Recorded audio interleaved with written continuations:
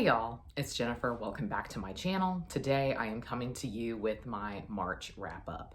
And March is kind of an interesting month in that I was in a slump the majority of it. The first couple of weeks of March, I really did not get a lot of reading done because I just was not in the mood. I say that, but somehow I read a 100,000 word fanfic on Wattpad in the first couple of weeks of the month. So I was reading.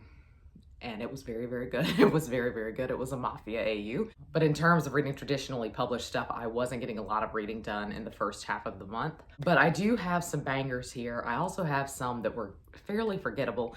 But let's go on and get into this because I feel like it's kind of a varied wrap up. I have a bunch of different genres here, I feel. I do want to go on and apologize for my voice because I am wrestling through something right now. So we'll see how long this goes without my voice breaking. But I figured if I didn't film today, I might not get this done. And those of you who are not in the Marvel fandom, who were never deep into the depths of being obsessed with Marvel, will never remember this, but I remember this and I think of it every time I'm sick. But Tom Hiddleston was answering a question from a fan who had been screaming all day, so she had lost her voice, and she was like, "I'm sorry, my voice is raspy," and he said, "I think it's sexy." So Tom, if you're out there, this is for you. I'm just kidding. Kind of. Call me Tom. I've got my iPad here to help me because I read a lot on ebook this month and I'm proud of that. I actually feel like the past couple of months have been very ebook heavy for me, but this month I did kind of half ebook and also half physical, so I feel pretty good about that. One of my goals this year is to kind of reduce the physical TBR, and so I'm glad that I made progress on that. But the first book that I finished this month was the Twyford Code by Janice Hallett. And last year, I was a very big fan of The Appeal by Janice Hallett. So Janice Hallett is a British thriller writer, and there's kind of a shtick to the way that the books are written because there's often kind of mixed media formatting. And The Appeal was done primarily through emails. It was primarily through like texts and emails that you were piecing things together. This book's format was through audio files that had been transcribed. And I read this on ebook, of course. That was not the way to do this. If you want to read this book, I do think you should read it physically because there was just something to the way the audio recording had been transcribed that did not make very much sense. Like you had a key at the very front of the book that told you that sometimes when it says this word, it actually means this city. And it was fun. And I can see what the author was going for with this format, but it was very, very hard to read. And so it also meant that occasionally, like one of the characters would leave their phone recording when they were out somewhere. And so it would be like 4 or 5 people talking and it would say voice 1, voice 2, voice 3, voice 4. And the next recording would be the same thing, like more of their conversation. But voice 1 in that first recording might not be voice 1 in the next. And so I spent a whole lot of time going back and rereading stuff, trying to figure out who was talking. If we take that away from it, if we take the odd formatting away from it, I truly thought this was fun. And I actually, in some ways, liked the mystery here more than I did in The Appeal. I just think the formatting really brought this one down because it made the experience very confusing for me as a reader.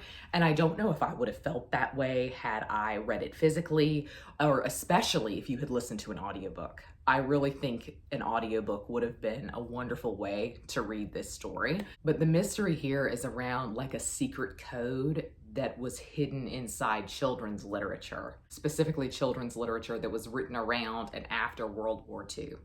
And I thought it was so much fun. I didn't feel any sort of attachment to the characters here. And there's a lot of this book that I think you think is kind of pointless, or why are you getting these scenes? But then at the very end, you actually needed everything to add up to what the conclusion was, which I thought was rather brilliant, but it still didn't really assuage my feelings because I still felt like we had wasted time on certain scenes. All in all, I had to rate this lower than The Appeal. I rated this a 3-star. Then I read A Biography of Paul by N.T. Wright this month. And so I was kind of reading this in honor of the fact that Easter is coming up. This was kind of Lenten reading for me, if you will. And this is a biography of St. Paul. N.T. Wright, if you were not at all familiar with him, he is a pretty big religious thinker, and he's written tons and tons of books, and he has specifically written tons on Paul. This is his attempt at writing a historical nonfiction of Paul, and this is very, very interesting because you can do this with Paul, but you most of the time couldn't do this with any other figure in the Bible because Paul wrote a whole lot down. And so there's actually really a lot that verifies where he was at certain times, who he was with, whereas some of the other disciples specifically didn't write very much, but the majority of the New Testament is written by Paul and are Paul's letters. So he draws on those letters quite a bit in this book, of course, and he also draws on Acts, the book of the Bible that comes after the Gospels.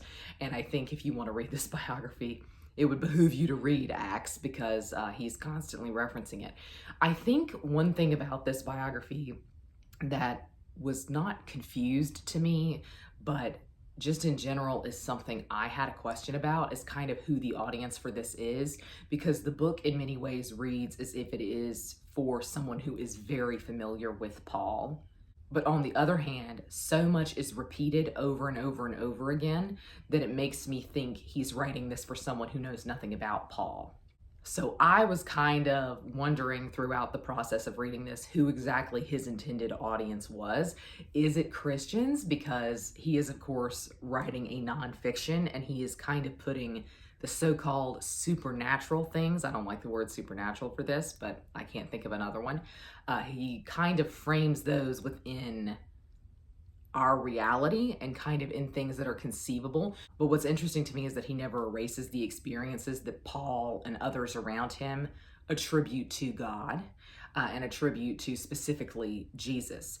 What is so interesting about this book is the discussion of religion in antiquity, because today I think most of us have some concept of what Christianity is. Even if you are not a Christian, you know what it is. You know some of the basics probably, and you've heard some names. You may even have heard of Paul. But at the time Paul is working and the time Paul is spreading the gospel, this is brand new information. This is wild information. And in fact, it's kind of heretical information to some people, specifically those within the Roman Empire and also some of those within the Jewish community. But what's really interesting is that no matter who you were in the ancient Roman Empire specifically, religion played a major role in your daily life. And so this is just something that wouldn't have been a leap for people to jump to say, oh yeah, I'm going to believe in a God. They already do. That is something that makes it the bulk of their daily routine, is communicating with the so-called pagan gods, and also with making sacrifices to the gods. You would have a shrine in your house. It would have just been something that really permeated every aspect of your daily life in their culture. And so what's really radical is the concept of a one God. What's also really radical for people is the concept of the Trinity, God, Jesus, and the Holy Spirit, which is all one. But when you're describing this to people, they're thinking, okay, three. It's three different people. And so it's very interesting to think of how he had to convey this information to people, just how fast information could spread in the Roman Empire thanks to its network of roads. This was fascinating.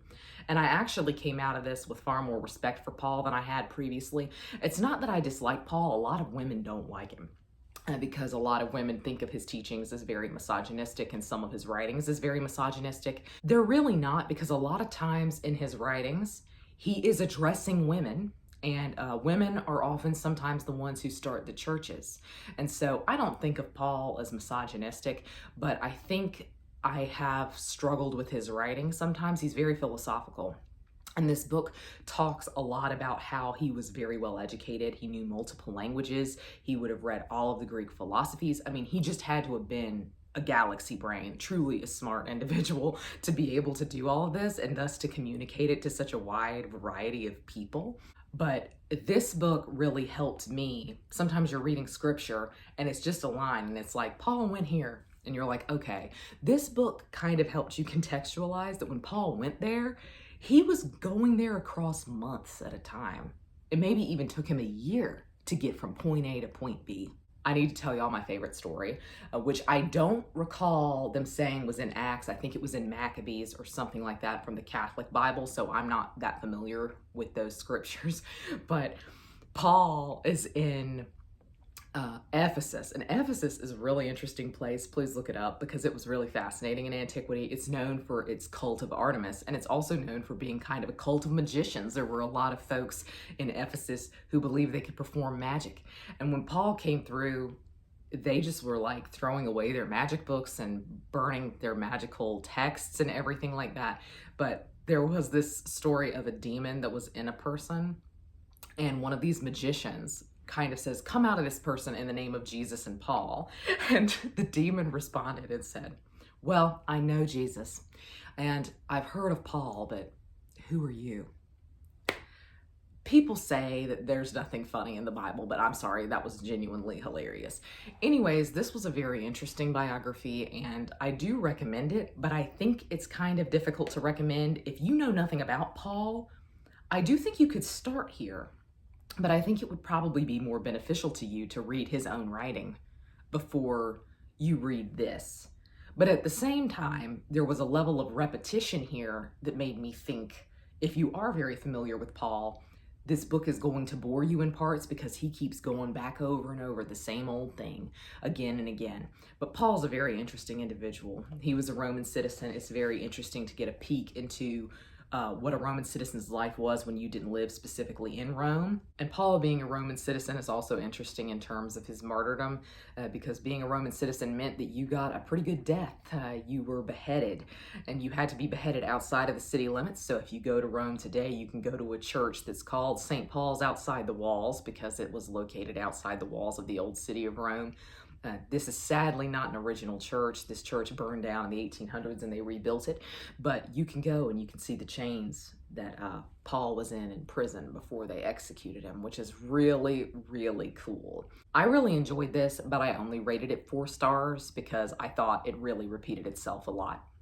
Speaking of the ancient world, I read Horace's complete Odes and Epodes this month in honor of my ancient classics goal this year. I did not read an ancient classic in the month of February, so I feel like I now need to kind of play catch up, but I think one a month is a pretty good goal, and it's pretty achievable actually. Horace is an ancient poet who lived during the time of Caesar and during the time of Augustus, and really, frankly, he as an individual is more interesting than his writing. He saw everything. He was there. He was on the front lines. He knew everybody. And so his life is very, very interesting, and it colors his work in an interesting way. I always recommend Horace as a great place to start with ancient poetry because I think he's approachable and I think he's really funny. I mean, one of these poems is about him eating garlic, and it gave him like horrid indigestion. And so he was like, "This is the worst thing that's ever happened to me, and I wouldn't wish garlic on my worst enemy. We should just get rid of garlic."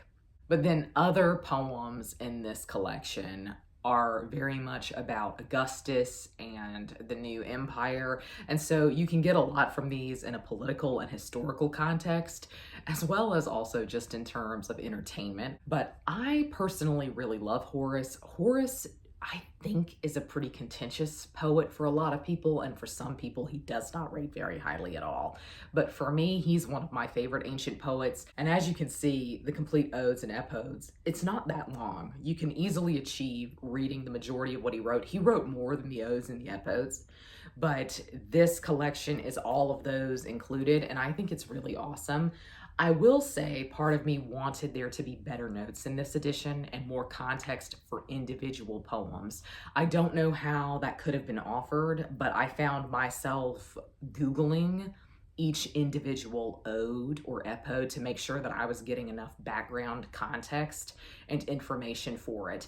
And I just kind of think the notes of this edition could have been made more extensive based on the fact that the book itself was not that long. But the translation is by David West, and I personally really enjoyed his translation. I rated this 4 stars. I didn't give it 5. I'm not really sure why, but I don't think that I'm going to remain thinking about this the way that I do some other ancient poetry, so I need to get to work on my Horus video. I then read Woman Eating by Kohda, and this was a massive disappointment to me. This is a literary horror, maybe. I think in general, I would just call it literary fiction. It's about a vampire who is living in the modern day, and she's not a very good vampire. And essentially, she is a vampire with an eating disorder because she spends the majority of the book wishing that she could eat human food and putting off drinking blood. I feel like this book wanted the vampire metaphor to be specifically about eating. And I think that worked very well in part, but in other parts to me, it felt very pointless in just making the story about vampires at all, because I felt like this is something that could have been conveyed with any creature, and it didn't actually even need to be supernatural, because throughout the book, I think you're aching for the main character to do something vampiric at all. And I think I was very confused on why the book never went there, why the book never progressed the plot forward, why characters were introduced, and yet it felt like they had no bearing on the plot whatsoever. They had no bearing on the outcome of the book. And I think in general, my issue comes down to the fact that the concept of this book was very interesting. The execution of it was very poor. And I think Shelley from Shelley Swearingen said that, and I completely agree with her. Her thoughts on this book really helped clarify mine. I just really struggled with this, and it was a very short book, but it truly felt tedious. It truly felt like it was just taking me a really long time to get through. And I really thought this was going to be on the woman's prize list. This was my opinion, is that I thought this was going to be on the woman's prize, and then I could make like a woman's prize vlog like everyone else, because I thought I had read a few that would be picked, and the women's prize list completely and utterly shocked me, and nothing that I thought was going to be on there was. I personally understand why they did not put this one on the list. This just was a very bizarre book, and I think it would work for a certain type of reader, and it's probably a reader for whom vampires are not their favorite thing, because I think if you love vampires, you are expecting something from this book. You are expecting some kind of interrogation of time, of not being human, of everyone around you dying, and that was touched on in this book, but not in a way that was meaningful to me at all. A lot of pop culture, a lot of pop fiction that's about vampires touched on deeper issues and topics than this book did to me. But I'm someone who just loves vampires, so I think I went into this book with the wrong set of expectations. But I do think the concept of it was very interesting, and I think it could have been interesting had it been executed better, but I gave this 2 stars. I then read in a 24-hour readathon Alone with You in the Ether by Olivie Blake. Oh my gosh, y'all. This was so good. This was so good. This is a contemporary romance. I don't even want to call it a romance, though at a certain point you do get really invested in the characters and you really want them to get together. I would not say that to me this felt like a traditional romance in any sense of the word. I don't think it played with the same themes and tropes. This was just a very, very well thought out and tightly structured novel, in my opinion. This was a very short book, but I did not feel like any time was wasted. I felt like every word was on the page for a purpose, and I understood what that purpose was. This is interesting because I also read this month The Atlas 6 by Olivie Blake, and I'll get to that next.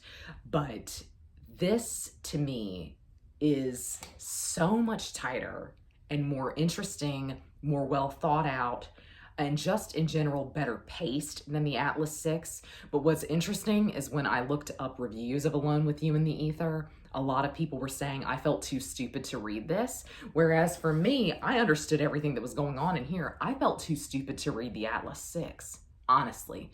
So it's just interesting how different readers had very different opinions on her work. But this is about 2 kind of academic grad student types. Our main male character, Aldo, is kind of math-based, and he's interested specifically in hexagons. His research is on bees and kind of the way that hexagons function in the hive, and thus that everything in the world revolves around hexagons. It was genuinely fascinating to read, though that is not something I would ever research. But our main female character, Reagan, was an art history person, and thus I really connected with her. And their research and their minds, their thinking. She was far more, I guess, left-brained. He was far more right-brained. When you switched their perspective, it was so interesting to me how Olivie Blake truly made the writing tone switch. And it felt like we were very analytical with Aldo, like we were really analyzing things in terms of variables, in terms of control groups. And then when it went to Reagan, it's like, well, this is what it feels like. This is how one brush stroke contributes to creating the whole. I don't know. I thought it was beautiful. This is one of my favorite books of the year. This is certainly a book that is not going to work for everybody.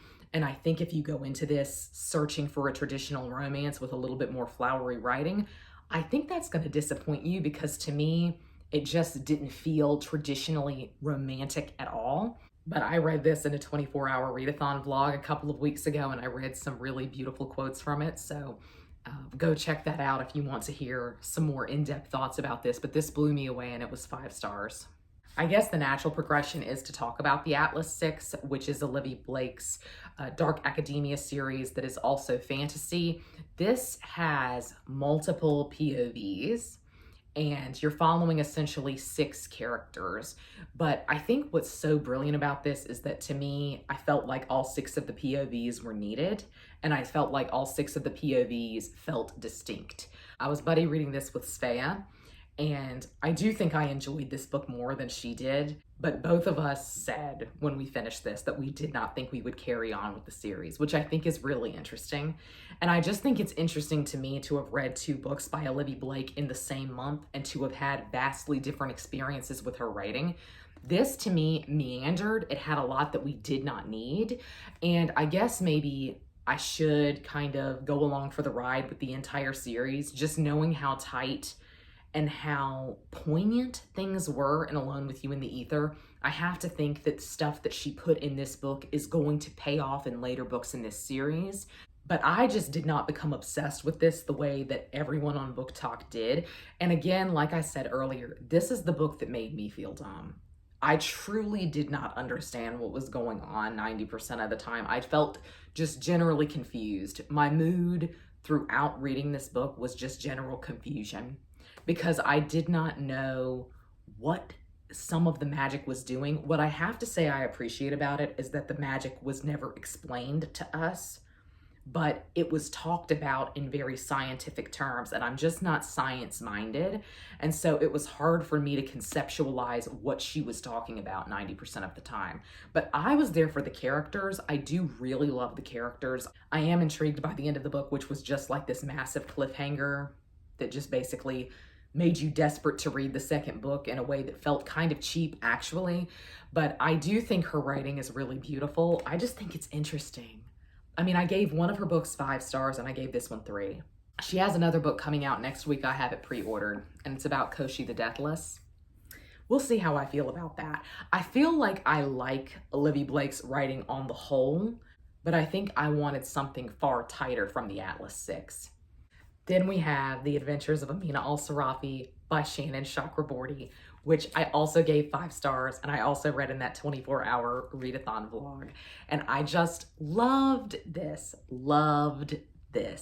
And so this is an epic fantasy that is about a pirate main character, and everyone has been having, I think, pretty mixed opinions on this, because I think a lot of people are comparing this to Shannon Chakraborty's first trilogy, the Daevabad trilogy, which is one of my all-time favorite adult fantasy trilogies, actually. And I think this one might be up there for me too. This is so tonally different to her first series. I think the Daevabad trilogy was very dramatic. It was very dark in places. I think you were very concerned about the characters and a lot of the situations. And for me, this was just so much more lighthearted. When I started the book and when she was kind of getting the crew back together, getting the gang back together again, I was really worried about one of the characters, because I thought, oh, he's gotten out of the pirating way of life and he has a family. And I thought, oh, I'm gonna have to be worried about him throughout the whole series. And then I realized that the tone of the book was just so different to that. And I thought, actually, I feel like everything's gonna be okay. And to me, that tonal shift was wonderful. I really, really enjoyed this because it was so lighthearted and funny. I really enjoyed kind of the voice of our main character, Amina. I can see why there are a lot of critiques of this, and I will link to down below Books with Brittany's review of this, because she had a lot of issues with this, and they are issues that I certainly see, and I just really appreciate the way that she discussed her critiques of this book, because I think they're there, and I think depending on the type of reader you are and your expectations going into this book, you will be very disappointed by it. But me, I was here to have a good time. I was here for a fun ride. I was here for a laugh, and that's exactly what I got. Yes, in parts, this book is really cheesy, and I think a lot of the dialogue comes across as cheesy.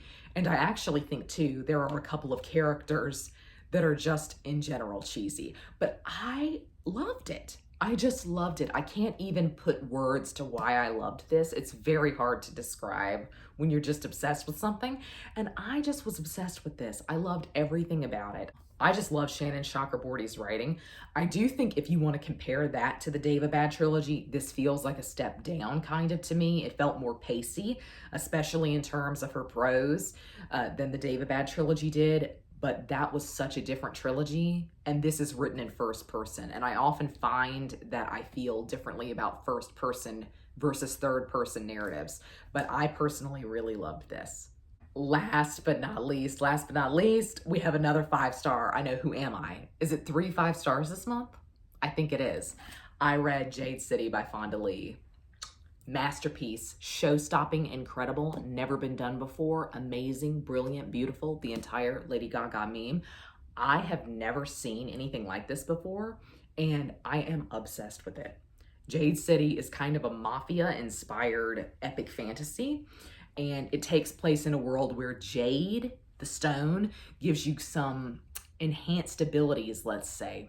If you are someone who loved Game of Thrones, and you've always been hunting for something to scratch that itch, I think Jade City will do it for you.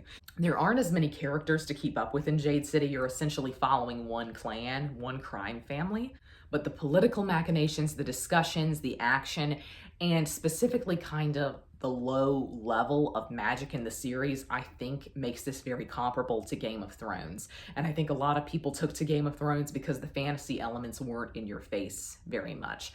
That is the way this feels to me. I just found this fascinating. I was obsessed with this. I was obsessed with the characters. There's not a character in the book that I don't like. I really don't know what it says about me that I'm obsessed with mafia stories, but I truly love them. And I love specifically how this book took your expectations of what a gangster film or what a gangster story should be and twisted them on their head while keeping it very, very genuine to what the genre is. I just loved this. And I knew, I was in the 2nd chapter, and I knew the book was going to get 5 stars. And it did. The way it ended, incredible. I immediately ordered the other 2 books in the trilogy, and I hope to get to them in April. This is just genuinely fantastic, and I loved it. Thank you to those of you who recommended this to me. But this was my last book of the month. I narrowly finished it in time to finish it in the month of March. So those were all of the books that I read this month in March. I feel like it was a pretty varied list. I hope the momentum keeps up because I feel like I've had some bangers in this first quarter of the year. But I would love to know down below if you have read any of these, what your favorite book from the month of March was. But that's going to be all for me today. I hope you're all having a great week. Happy reading. Goodbye.